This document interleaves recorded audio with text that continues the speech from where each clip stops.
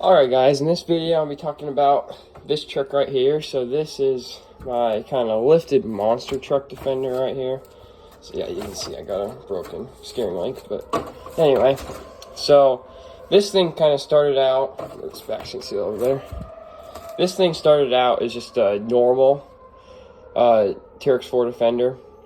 This is an old truck. This is actually, I think this thing's about 7 years old. This is one of the first waves of Trx4s to come out. So basically what happened with this guy is kind of got a lot of water, kind of rusted. It had kind of had a broken transmission, some problems with the shift servos, motor, kind of all that stuff. So we didn't use it for a little while. And then I decided to kind of rebuild it. So when I did, I lifted it, so the Trx lift kit, put on these massive tires. These are the 2.2 inch Mickey Thompsons from Proline, and then these are 2.2 inch SSD beadlocks, which I think look pretty sick. I'll give you a close up there. So, I mean, this wheel and tire combo was not cheap, but it held up really well. Great in the mud, which is pretty much what this truck's used for. I don't know if you saw the other video I made, but I can put some pictures on in the mud and snow and rain. But yeah, so tires are great in the mud and that stuff. They're not the best for just rock crawling. I mean, they're pretty good. Like, if you just want to rock crawl, I wouldn't get these, but yeah, they've held up well. They're pretty thick rubber on there. So, and these beadlocks are really nice. They've held up really well. I'll show you those right there. So yeah, so I've got those, and then I'll take it off so you can see out here. So I cut off the fenders on this. There's no way these were gonna work stock. So I know it's kind of a, not exactly a precision cut job, but I think it kind of adds to the look of it. And then, so we got no front bumper. We got, still have a rear bumper on this, because I don't want to ruin the body, but no front bumper, because it was hidden on the front and all that stuff. So I'll take this body off. So I've got this 55 kg AGF servo. This thing's a beast. I would show you, it's really fast, but no steering link, so can't do that right now. I gotta get that fixed. Then I got a Hog Wing Fusion SE. Yeah, I've got that in watercrawlers now. I was really impressed with it before, but I'm even more impressed with it in this truck, because obviously not an easy task with these massive tires, the lift, kind of just full speed. Yeah, so this thing's done really good. Even with these massive tires on low gear, it can slow crawl really well. If I put on high gear and try and slow crawl, it sometimes will stall just a little bit if you're really pushing it, but on low gear, it's great. Then the speed's a little bit faster than the stock one just because of the bigger tires. The Fusion SE has a little bit more speed, but not super noticeable.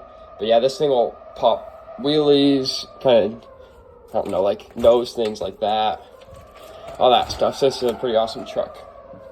So I've got no shift servos. I told you, I think earlier, that some of the shift servos are broken. And I figured that if it's going to be in the water, they're probably going to break anyway. So just kind of simplified it.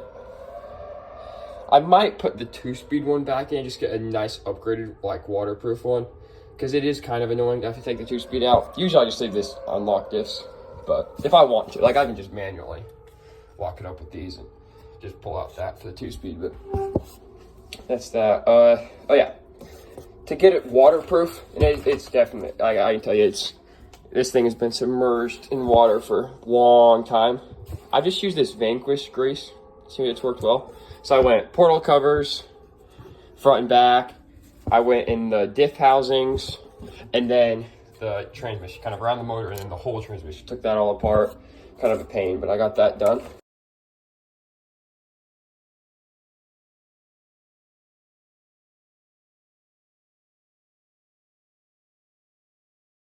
Held up well. Oh yeah, I got no sliders on there.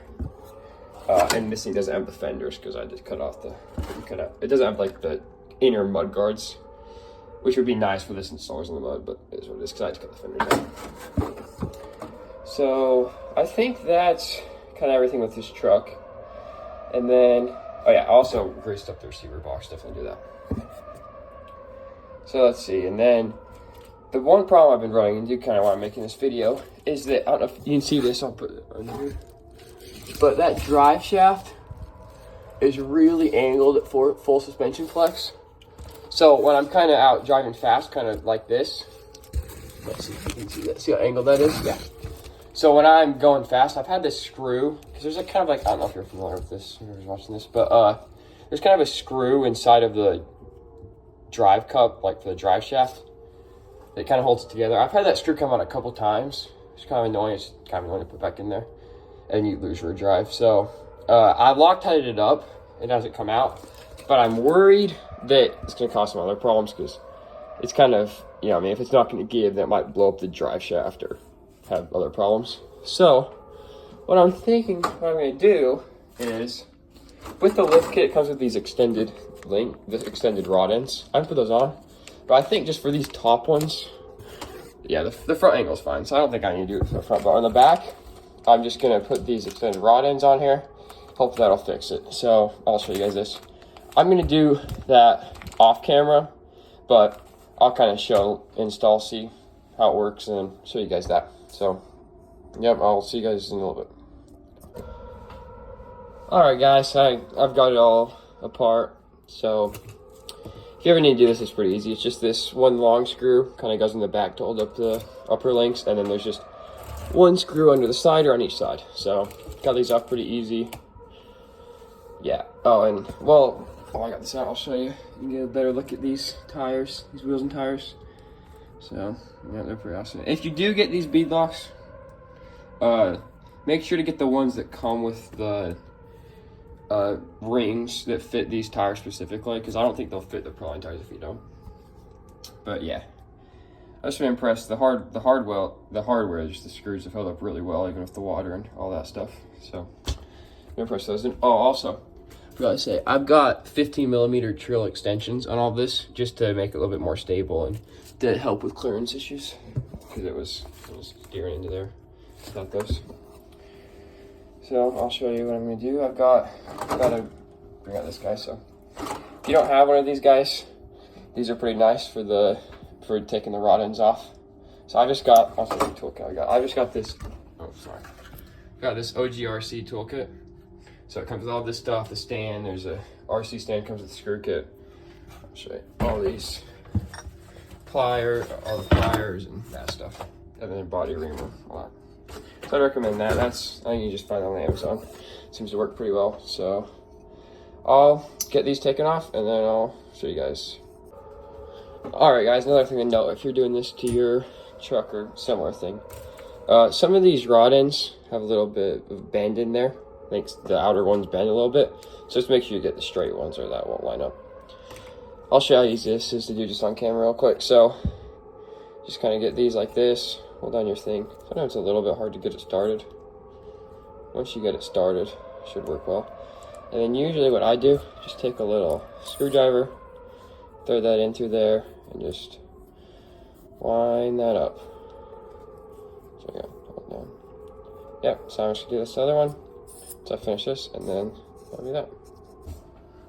Alright guys, I got these links on, so I'll show you the difference between the normal ones. So quite a bit longer. I got them on.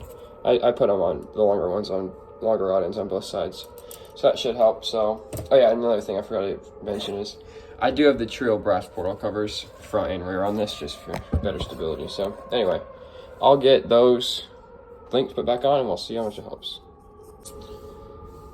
All right, guys, I'm back. Got everything on there, so you can see.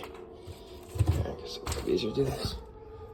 So you can see I've got that all sorted out, so there's almost no drive shaft angle now, so that really helped that. Still good on the front, so I could do this to the front too, but I think the front's all right. It's close, but it's good. So yeah, but that really helped with that. But honestly, this around, it might have tilted my axle back a little bit too far. I don't know if you couldn't see that. I mean, it's fine, but just might hurt clearance a little bit, but that's not the end of the world in a truck like this. But yeah, you can see those hubs. It's back a little bit, but anyway, so think that'll wrap this video up. We got it working, so I'll show you. Now it rolls good. It used to click a lot because of the differential, or the drive shaft. So thanks for watching, guys, and stay tuned for the next one.